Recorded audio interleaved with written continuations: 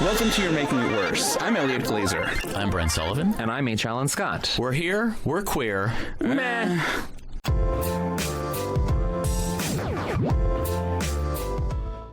Textual healing. So I thought it would be fun to start with something a little upbeat this week, because the news is usually so sour and dour. This is fun.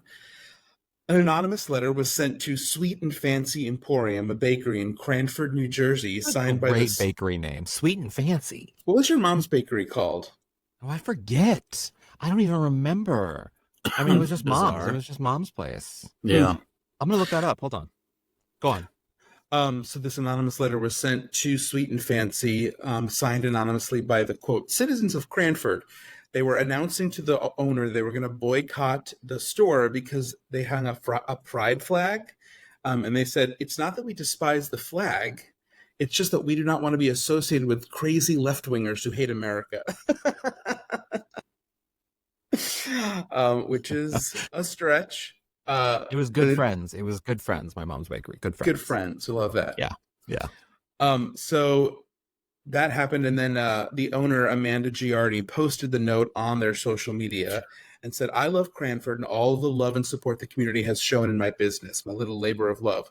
My doors are open to anyone who wants me to bake for them always. I can't control how others behave. I only have control about how I behave. Sweet and Fancy welcomes everyone. And the nice little, tail end to this story is that shortly after, the bakery announced a fundraiser for the Trevor Project. She said, let's make lemonade out of lemons.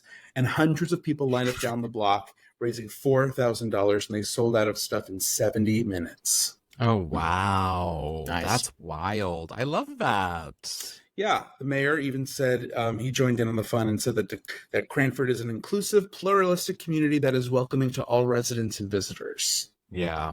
There's been a lot of, I recently saw, and it wasn't recent, I guess, but you see a lot of videos whenever someone has a pride flag or they have some sort of like inclusionary language or signography or something, that there's been videos online of people coming in being like, you can't have this. We're boycotting this. Or like what they'll like assault the people. And the workers are just like, okay, that's fine. You can do that. Like, it's fine. Like, you're fine doing that. But I love that, like, that there are places like this who are just like, have your opinions, but we're going to do our own thing. And you can go buy a cookie somewhere else if you want to. We don't care. Like, there are plenty of places to go buy cookies. You know what I mean? Well, I love that it continues the trope of bakeries and homophobia. I don't know what the deal is or why so many bakers have refused people cakes and shit over the years, but it's nice to see a bakery take a turn and do the right thing. Well, I think it's the opposite. I think, and might just be anecdotal, but whenever I watch these stupid baking competitions and like the lead up to Halloween and Christmas and everything, I always look up the bakers on Instagram to see if they follow any politicians, and I find bakers are very, very consistently on the left end of things. At the left end of the spectrum. So I think it's the mad, I guess it's presumably 6 people that wrote that letter and mailed it, pretending to be the rest of the town. Right.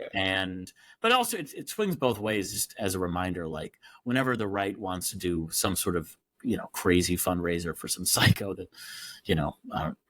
carried a Nazi flag or something and got fined for it, they managed to also raise the money. So I'm glad that lemonade was made from lemons, but it does. Well, it's also, ways. I don't think it is just I think bakeries get pressed because of the historical cases, the big cases. The Supreme Court case. So it's a big deal. But I do think that it happens a lot, even in all businesses that offer very domestic, normal, casual services. You know what I mean? Like, we're talking about barbershops, salons, like, little shops that offer just sort of like knickknacks and stuff, like little things like that, where, just regular everyday life stuff. It's not like they're going to Walgreens or something. Walgreens is not going to have that. No one's going to boycott. And even if they try to boycott Walgreens, everyone, or other places like CVS, etc., they would just be like, okay, fine, we have a million of these places. Whereas these small shops, they are often, I think, more susceptible to protest because,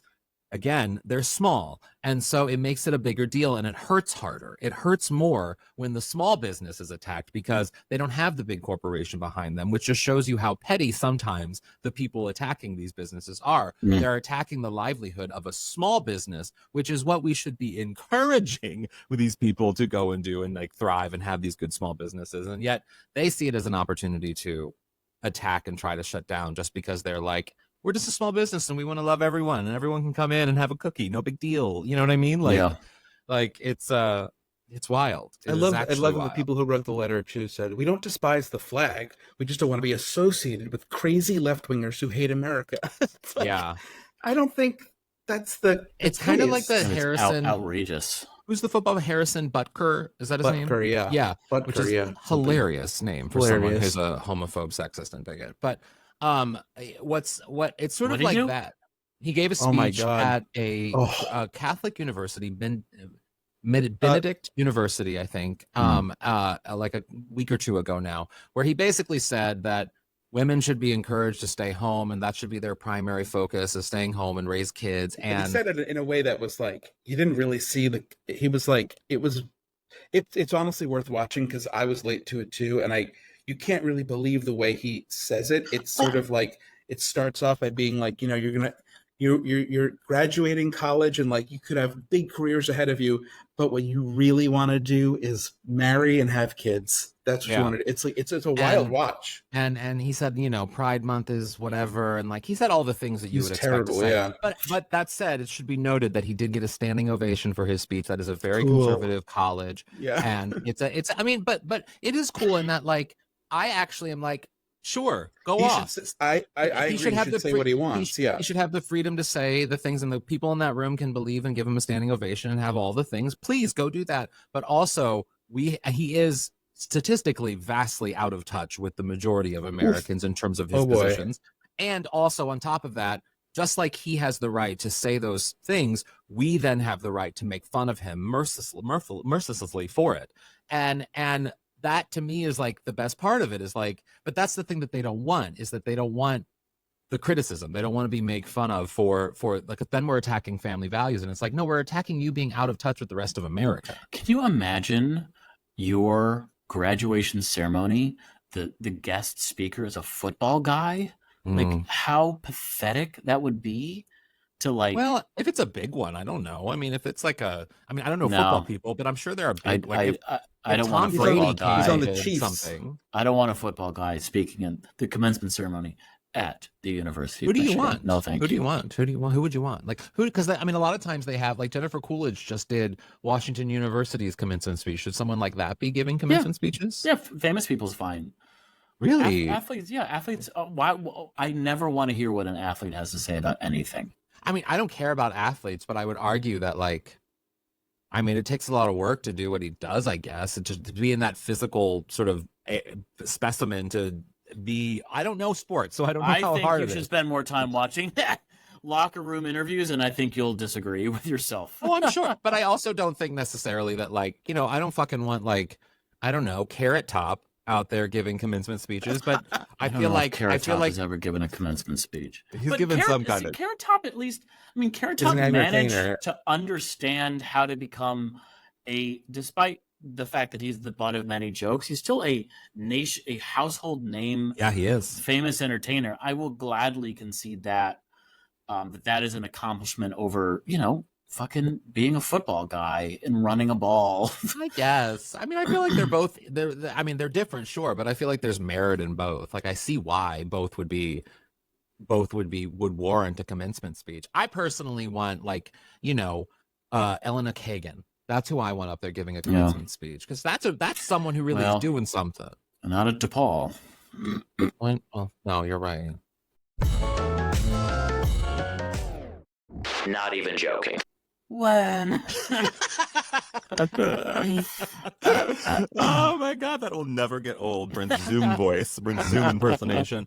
We are joined today by a very good friend of mine. He is an actor, a DJ here in Los Angeles, and he once got kicked in the face at one of my shows. Welcome, Jon Klaft. Hello. Hey, Jon. Thank you for having me.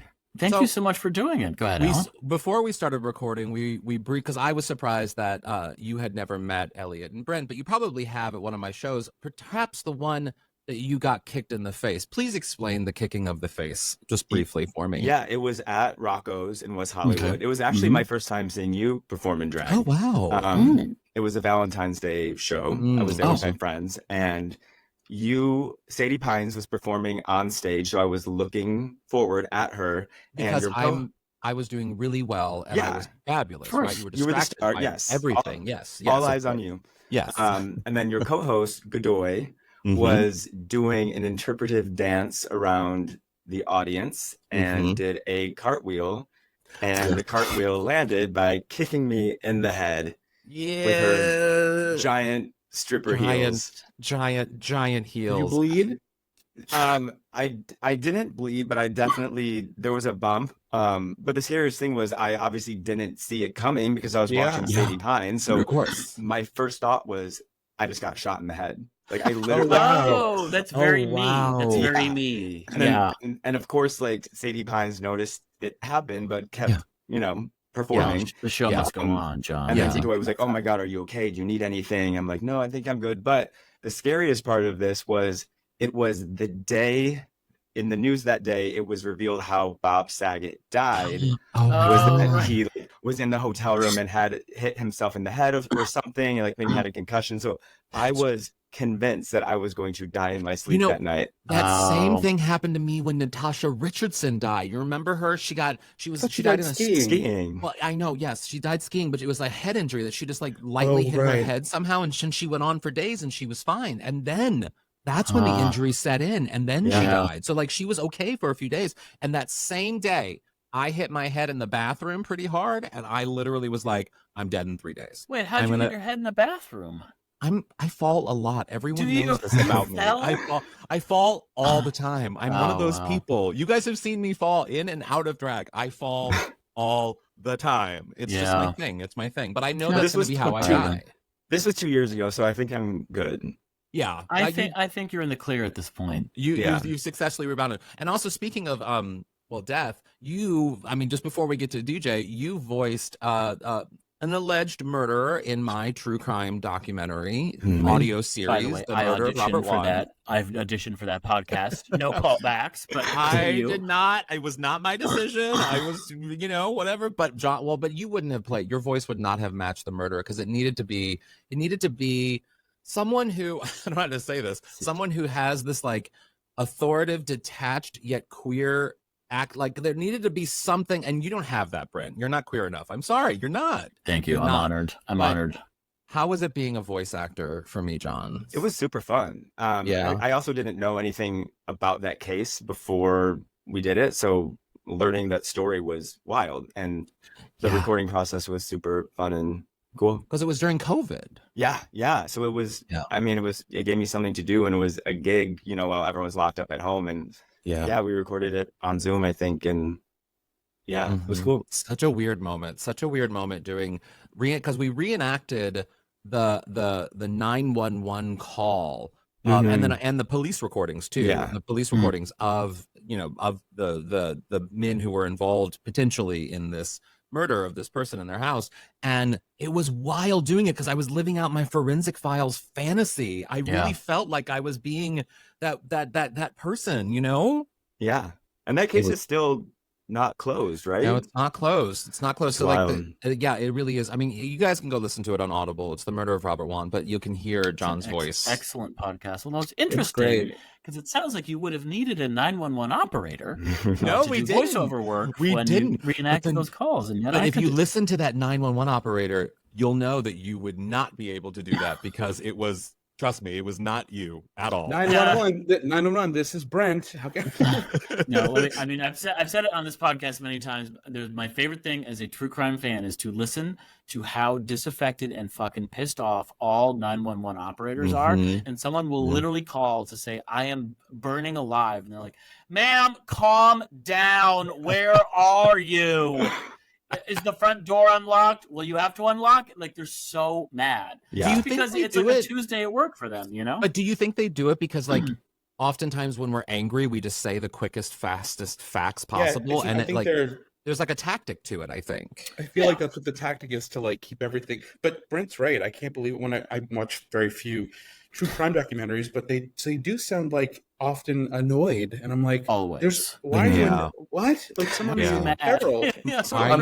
Imagine all the dumb calls that 911 operators get every day.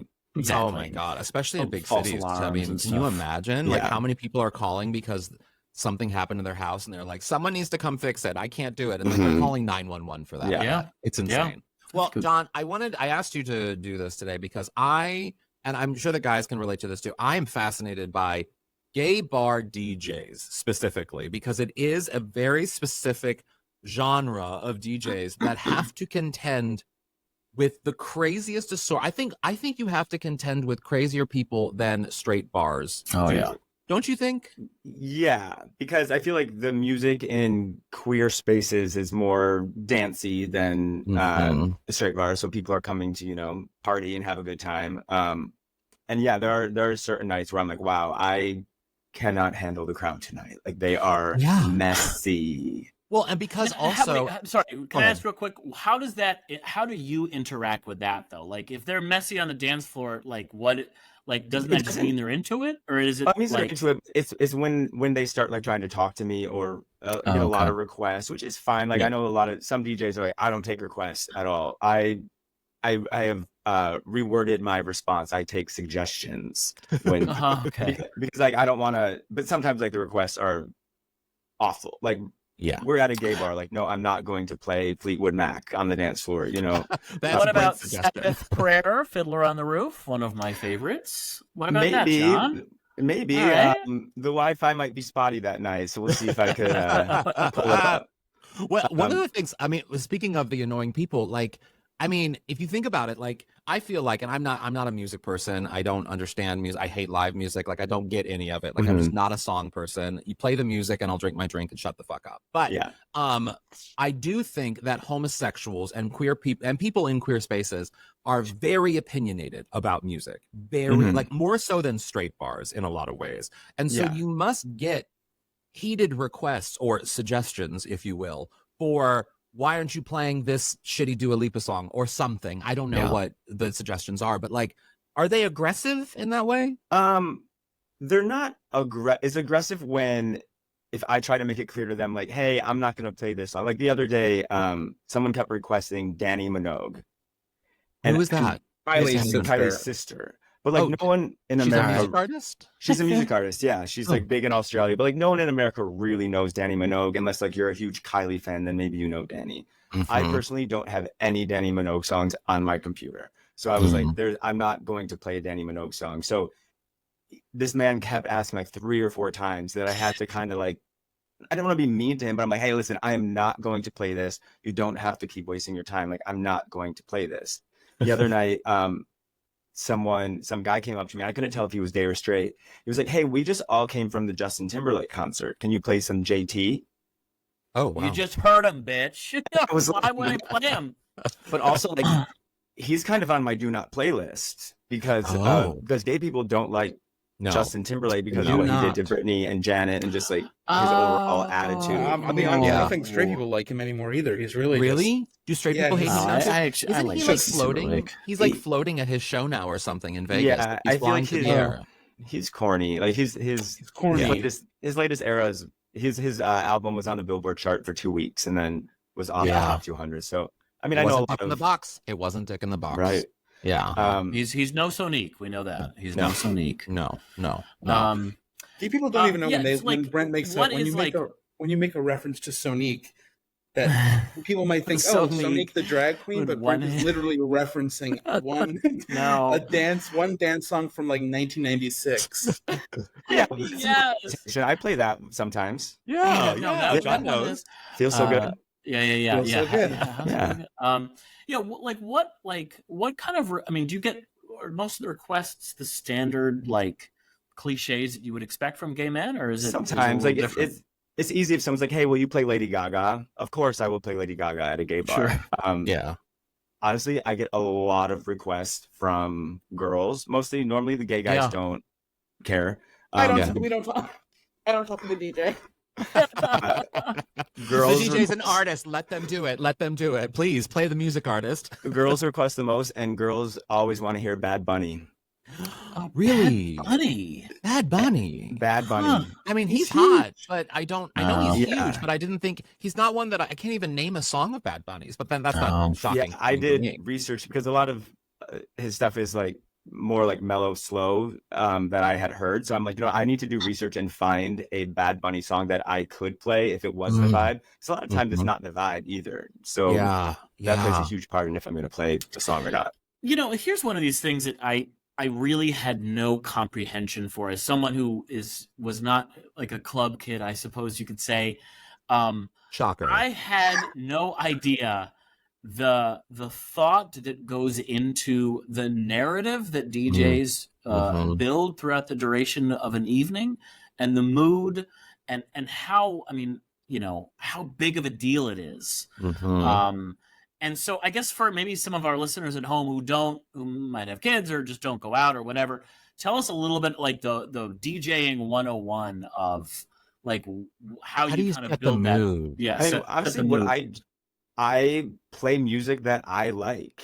Mm. Like I love pop music, dance music. I grew up watching TRL, so like all the late 90s, early 2000s, Britney, Christina, Destiny's Child. I love to throw in like Backstreet Boys, but also current artists, Dua Lipa, Gaga. I guess she's not current, but Yeah. So Face but it. yeah, it's just really just like playing good pop Yeah. songs. I play them the whole way through. I'm the first to admit I'm not the most technical DJ doing like wiki like mixing all these crazy Yeah. things, but I Are have. you using your computer? What's that? Are you using just your computer? Or an I have a iPod little- Nano. Do you bring an iPod Nano with you? No, more updated than that. I have like a little controller that I plug into my computer and play it through the bars. Oh, you mixer. do. Nice. Yeah. But yeah, I think I have good taste in music and play songs that people like. Have you ever, one of I distinctly remember a moment at a wedding, actually. They were playing Madonna's Vogue, and you could tell it was a straight DJ. And it was a homosexual wedding, but it was a straight DJ because this piece of shit DJ cut the song before she did her breakdown of Greta Garbo and Moreau, and literally wow. what every fucking faggot was waiting Bold. for, that bitch. And I have never seen a crowd go no so Yeah. quickly. Yeah. And That's literally, bold. like it was like an early January 6th. It was like a whole. Oh. It was crazy what was going on. So, like, have you ever had a moment where you switch or you transition to a song and you can feel the crowd turning, that you fear for your safety? Not fear for my safety, but I also It's a gay don't. bar. It's a gay bar. Right. I do play the whole song the whole way through because that is one of my biggest pet peeves is like the crowd is just getting into it. It's like a verse and a chorus and they've switched to something else. And I'm like, Yeah. we were all going nuts for this song. Why would you change it? Yeah. There have been songs like I'll start a song and be like, ooh, this isn't the vibe. Like no one's feeling this one. And just like make a mental note of, oh, I should never play this again. And how can you Yeah. tell no one's even like I've never seen a crowd of dancers stop dancing in unison. So like how can you Oh. tell people disengage? Yeah, it's not like everyone like people like boo or anything like that, Right. but it's like, oh, everyone's leaving the dance floor to go get a drink right now. Which Yeah, one yeah, time a DJ told me that is something that they do on purpose. Is Yeah. every once in a while you should play a bad song so that people go to the bar and get drinks. And I'm like, Of course. that's tricky in West Hollywood because there are 12 gay bars on the same street, so they might leave the bar. Yeah. And Yeah. so Yeah. I don't want to do that. Who are some? So are you? Because I remember. I feel like I've. Go ahead, Elliot. Who are some deeper cuts that you sample right now? Because when you were saying all those Y2K artists, I'm really into Tori Kelly right now. She's doing like her own Y2K thing. Who are some deeper cuts that you like to play? Let me think. I think Paul like Personal Abdul. faves, even, or like Paul Abdul. throwbacks.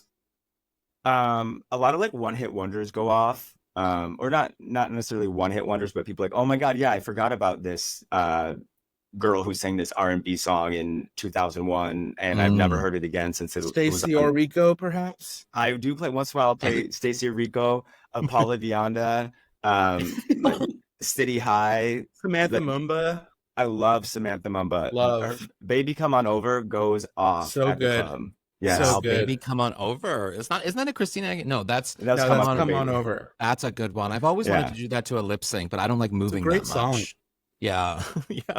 Wait, John, I wanted to know, because I feel like I've been with you since like almost the beginning of your DJ career, at least in terms of like when you were trying to get out there and really get parties and stuff. Yeah. And now you do is it 2 parties now in LA? Yeah, I have 2 regular parties. One is called Otter Pop. It's at the Silver Lake Lounge the 4th Saturday of every month, which is normally the last, but sometimes there's a 5th Saturday.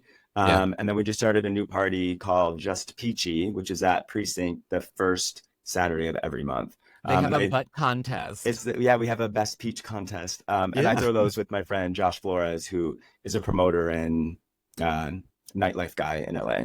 Yeah. So guys just take their pants off or whatever on stage and people vote? No, we have we like had a set designer. organized. Like It's there's like a huge curtain with our logo on it, and there are 4 peaches with cutouts in them. And so you go behind the screen and you put your butt through it. So anonymously, the crowd is voting for whose is the best. And a past guest on this podcast just came in. I won't say who until we're off air, but like second, I think, last week or the I think last he's party. okay with you telling everyone No, he he's came in not. second No, in the he's bug not, contest. and I'm not going to. I'll tell you later. But no, but so like you're doing all these parties, and you also do a party with my good friend and adult entertainer Adam Ramsey. What party is that? It's called Gym Class Thursdays. I do that normally like once a month. That's at High Tops, West Hollywood. And so before COVID, I used to DJ at Foo Bar for a couple years with Josh, who I throw these parties with now. And it was just like a fun hobby. I went in there on a Tuesday night. Josh was bartending. He had his phone plugged into Spotify. Commercials were playing. And I was like, hey, can I make a playlist on my phone and plug it in? There were like 3 people in the bar. And he's like, sure, just don't like skip songs halfway through, like play the whole song. So I made a quick playlist. People were coming in, people were dancing. And then when I was going to leave, he was like, hey, if you ever want to do this again, let me know. And I was like, how about next week? He's like, let's do it. So I brought like 100 of my friends to Foo Bar. And if you are listening, you don't know what Foo Bar is. It was like a dirty dive bar, seedy, smelled like cum and bleach inside. Rest in peace. This reminds me of my only experience DJing. I used to run well, you're about to find out. I used to run a comedy show in college, and I showed up once, and I think it was after the show. Someone was like, "Oh, Brent, it's so quiet in here. Why don't you put on your iPod, like play some music?" I would die to hear this. I put my iPod on, and I think it was the time. By the time Mariah Carey's "Anytime You Need a Friend" came on, I remember people were booing. Like there were people in the crowd, and everyone's kind of filtering out at that point. But like the whole like group left once Mariah Carey "Anytime You Need a Friend" came on, which was not the right mood for the I am post-comedy obsessed show. with the idea of you as a DJ. The idea of you DJing is like at a comedy show. It's like, who's playing Raffi? Like what's going on in here? Wait, John, I wanted to know though. So like, after this party with Adam and like the other things that you're doing and all the other parties that you're doing, like, have you been able to make? Because I mean, so much in nightlife, like with drag or with go-go or with so many other things. I mean, we all know this. It's very difficult to make a living at doing this, even though the bars are making a shit ton of money from local homosexuals. So like, are you able to make a living doing this? Yeah. I mean, besides being an actor, this is my only other income. And, acting is hit or miss. So like, this is like my steady income. But that's why it's fun throwing parties like Otter Pop and Just Peachy. Being one of the creators, promoters of it, you get a cut of the bar. So it's not Yeah, just I was like gonna a flat say- rate. So like those are the nights that, those are my babies, and Yeah. those are the fun nights. Yeah, I was just gonna follow up with like, how does it? Is it flat rates always, or do you get a cut of the bar? Like, what is it? I'm sure some DJs in town maybe have their quotes where they won't do for anything less, but I think most bars have a flat rate. So it doesn't matter who's DJing, the rate is this. So there are certain bars that I like DJing at more than others because they pay more than others. Yeah. Now, here's another question for you, because obviously you have your finger on the pulse when it comes to nightlife. I have noticed anecdotally that West Hollywood, which is sort of obviously the center of gay culture in Los Angeles, is just still not quite as busy as it once was, I think, pre-pandemic. Have you found, and I've heard, again, anecdotal chatter on Reddit about how Los Angeles just still isn't like, we were never a real nightlife city, and we're like even less so now. Have you noticed that as well? I definitely have the past few months. I don't know if it's not as busy as before COVID, but because there are certain nights every bar will be jam-packed. It just depends on the night, but a lot more straight people and a lot more girls are coming to the bars of West Hollywood, which they're not allowed there. But I personally think it's RuPaul's Drag Race's fault for every bar is doing screenings of Drag Race. So, and girls are bigger fans of Drag Race than gay guys. Yes. So, their favorite queen is at the bar and they're going like, oh, this is a safe space. They're playing fun music. So girls are taking over West Hollywood. So I think a lot of gay guys are wanting to do East Side moments, downtown moments, or warehouse parties. So that's why I'm happy to be DJing at the Silver Lake Lounge and Precinct for my parties, because they're not in West Hollywood. But But often, speaking of drag stuff, because drag race and drag culture is such a big part of nightlife now because of the watch parties and because of sort of how huge drag has gotten. Like, because drag music, some of it's not good. How often are you requested to play drag music? What do you mean drag music? Like the music a song from a drag queen?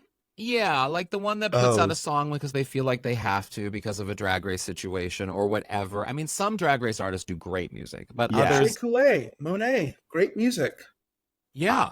I never get requests. I did. I got during whatever season it was, I got a lot of requests for Lucy LaDuca's "Let Loose" when that was like having a moment.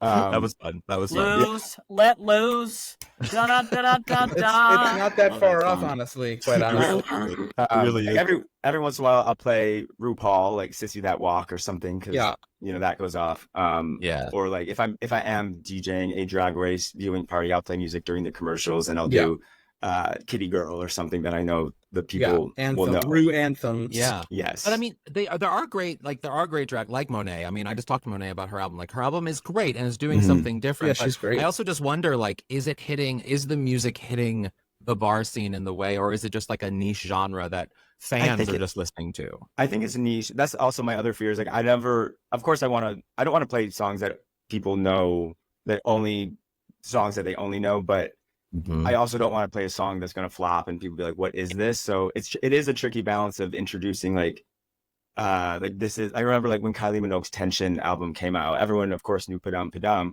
but then she released her second single. And like that night I was DJing and I played it and people were like, what the fuck is this? And I'm like, well, you love Padam Padam, but you don't know what this is yet. So it does take a long time for people to catch on to songs. But I do think like a drag queen song is probably too niche unless it's having like a viral moment or something. Yeah. And do you also think, like, as a DJ, do you get hit on a lot? Do you feel like there's like sort of a sexual element to the job? Yeah, I was wondering. For sure. It also depends on the venue and like what the vibe of the party is. A lot of the venues, there are go-go boys who are, butt cheeks out, and it is more like a sexual environment. But I've also DJ'd at like Pump when that was open, and it was a lot of bachelorette parties and girls who didn't look twice at me. But John has a fantastic partner. Brian Dier just had a birthday recently, an actor in Los Angeles. He did. He's been in a bunch of stuff too recently, hasn't he? Yeah, he's doing great. Yeah. I have a question. How late do you have to stay at these parties? Until close. So 2. Last music off at like 150, 155, depending on the bar. John is That's that late. one. I will say, John is that one friend that I have no qualm texting at 2, 3 a.m. because I I'm know up. he probably will be up. Yeah. And I think I do it often too. So it's, it's good. Well, it It's sounds good. like I it know. takes you more than me. Well, not at 2 a.m. You're asleep. I am There are a lot asleep. of warehouse parties that go until like 5 or 6 a.m. And a lot of times they're on the same night as my Otter Pop party, and people are like, "Are you going there after?" Oh my No, god! I'm not going to a warehouse party starting my night at 2 a.m. Yeah. Oh, No, never. Meanwhile, Elliot scoffs, yet he has dinner at 9 o'clock at night every night. Oh my God. I mean, I had dinner last night. Literally, I had dinner with Naomi and Michael last night at midnight. And oh my I was God. up all night. I was up all night because of it. Why It was it so late? terrible. We were working on something. I'll Oh. tell you later. Mm, Yeah. But I'll look but- for Orinoco. Yeah, exactly. Well, John, I do want to wrap things up with, because one of the exciting things I think about your parties here in Los Angeles is now they are not only contained to Los Angeles. It's Otter Pop, right? That recently traveled? Yeah, Otter Pop.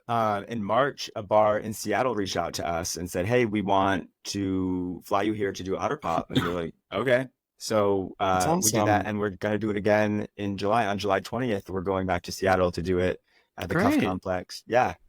Which That's is great awesome. because You Go can ahead. follow our parties on Instagram at Otter Pop Party and at Just Peachy Party. And also, like, I mean, other people listening, like, you have your local clubs and your local bars, like, they have the money to bring people in to curate great parties. So, like, go follow would John. Love things, to do it more. Yeah, totally. I would Yeah. love to, like, any bar that's listening, hit me up. I will fly there and DJ. They're all listening. We're very popular with middle brow bars, like Mhm. the really bad ones, but people still go because it's cheap. So Yeah. Yeah. long As long live as the it's bar. okay, it's fine. Yeah. Well, John, thank you so much for doing this. Where can people follow you on the Instagrammals? At Jon Klaft. There's no H in John, so it's JONKLAFT. Wonderful. Good name. Well, thank you, John. Congrats. Thank you guys for Yeah, having thanks, me. John. And another thing. So, I was texting the guys while this happened, and Alan loves when I confess to pathetic happenings in my life on the podcast, so here goes. A few weeks ago, for the second time, I logged into TaskRabbit for assistance assembling a piece of furniture.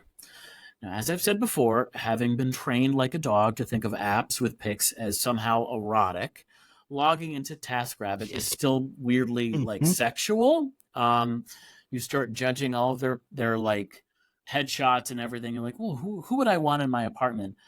But I did sort of a cursory check, and then I remembered that the guy I had last time, his name was Max, was cartoonishly hot. He's an immigrant from Ukraine. And so I was like, all right, I'm just going to get Max again. And it was so pathetic. Like, Max showed up, and I'm thinking he's going to be like, hey, good to see you again, man. And I'm half thinking like we might even hug. I put on like my best form-fitting hoodie before he got to my place. I got like a little nervous. I put a spritz of cologne on, and then I get the ping from him that he's at the building. So I'm like, hurriedly rush downstairs, and I open the door, and he goes, "Oh, I think I've been in this building before." I'm like, "Yeah, for me," because he has no idea who I am. Because this is what happens when you pine after straight guys, and our document just disappeared. And anyway, I came inside, and the most pathetic thing was I think he could smell the desperation on me, because within literally 30 seconds of being in my apartment, he mentioned his girlfriend. He told me he has an American girlfriend now, and I just kind of like How did that come up? slunked into the corner. I have no idea, and it was not. I didn't ask, but it was very. It was probably It was- when Brent was like reaching for his penis. Right. Or I have a no, girlfriend. Brent's classier than that. Brent's there just sort of like twirling his trestles, just sort of twirling my tresses Yeah, and doing secretly that. masturbating in my bathroom Yeah. while he assembles. I did sneak a picture of him, and I sent it to you guys if you remember. But it's fun. I'm telling you, it's absurd. But the TaskRabbits put pictures up. Why? And then they say it's for safety issues, of course, but it's Yeah. like that. It doesn't. I mean, what does looking at someone's picture, how does that change the inherent risk that you have with inviting a stranger into your home? Well, I mean, there is. I think it's actually appropriate in that, like, there are, especially I think for a lot of female users of TaskRabbit, there is a level of safety in terms of perhaps they want a female-only TaskRabbit, or perhaps they want, you know what I mean? Like, there is I think that's a respectable approach. Your story made me think of something else. A friend of mine has this one person. I don't know if it's TaskRabbit or one of the other services. I don't know, but they've stuck to the same person coming in, like helping them do the things in their apartment. You know what I mean? Yeah. And every single time, a straight dude, my friend's gay, every single time that this person has come over to their place to do work, they have taken a shit in their toilet. Every single, and they've been vocal about it. They have been open about that they're going to go do this. And my God, I find it to be so and he's there funny. He's there for only like an hour or two, because if you're there for 4 hours, like, you never know. I'm not sure. I think sometimes it could be a long period of time, but I think sometimes it's also not, but every time a deuce is dropped, and goodness, it is so. I've never used a TaskRabbit for anything in my life. I've never even used. There was the one time that I was going to use Movers when we moved into this apartment that we're in, but then Michael's family came and helped, so I didn't have to. So nice. I've never had to use any of those services, and I feel like I would feel uncomfortable. I hate furniture assembly more than anything on the planet. I also find it very challenging if you need to assemble something large alone, because sometimes you actually just need two sets of hands 5 feet apart from each other.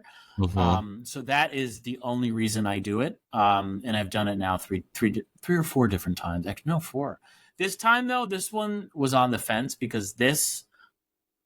All right, I'll be full disclosure. This thing was not too complex to assemble. I just really wanted to see Max again. That's why I did. What was the thing? It was additional bathroom storage. It would have been annoying, and I didn't want to do it, and I put it off for 2 weeks. So how much did you pay him? Forget if I did it. I might have done it outside of the app, and I think that was it. It was a small job, so I was like, I don't want to pay. And he had a 2-hour minimum. So I paid him cash. I think I paid him his hourly wage, and I always give him a tip. So I think I gave him $80. Okay. Wow. But that way I didn't have to pay for like some 2-hour minimum, which would have been, ultimately a lot more. Maybe just being in his presence gave you that endorphin rush to perhaps then log on to Hinge and swipe right. I don't know how any of these things work or what I'm saying, but perhaps it led to something that motivated you to get some nookie. It did, but thank you. I appreciate it. I've used TaskRabbit and Angie's List, if that still exists. Is it still Angie, or is I don't know. That's for like boomers. It's just Angie now or something. Yeah. But I've used TaskRabbit as well, and I always only hire women because I feel like they get the short shrift when it comes to building and putting stuff together. So I always make sure to hire a woman. That is not what I expected you to say, for sure.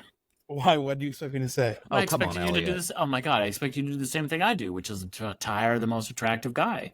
I can see Elliot when a dude comes over, and he's probably not like conventionally attractive because that's Elliot's type. He's just like a normal looking dude who probably has freckles and like a missing tooth, and Elliot's like he's the most beautiful man in the world. Yeah. And Elliot is just in the corner doing this as he's like putting the bookshelf together. Oh my God, he's so hot. God. He's so I hot. can't.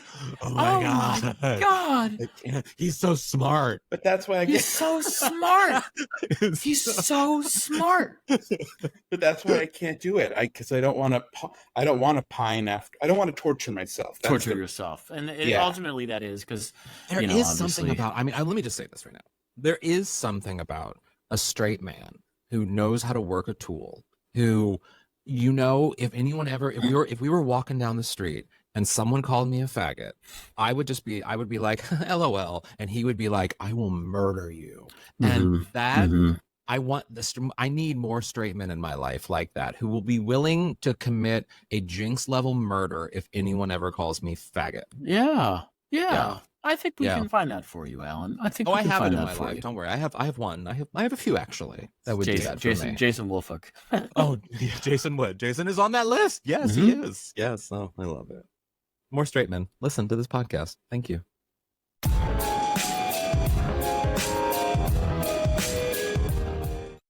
What would your aunt say? Brent, what would your Aunt Ramona say about something she heard on today's show? I'm guessing your TaskRabbit rating is a lot lower than your Uber rating. Because you can't choose the faces. No, because I'm creepy and they're giving me 1 star. And What are you right. doing these Ubers? no, I'm saying I have a good Uber rating. Oh, Yeah, you have a bad TaskRabbit. And I have a TaskRabbit. bad TaskRabbit rating. Well, I don't know. You can even get a rating on there. Yeah, My Aunt Joanne would say, "Sweet and fancy sounds nice, but it doesn't sound kosher." Great. How about Aunt Anne? Aunt Ann would say, I don't care. Gay, straight, I'll give anybody my cookie.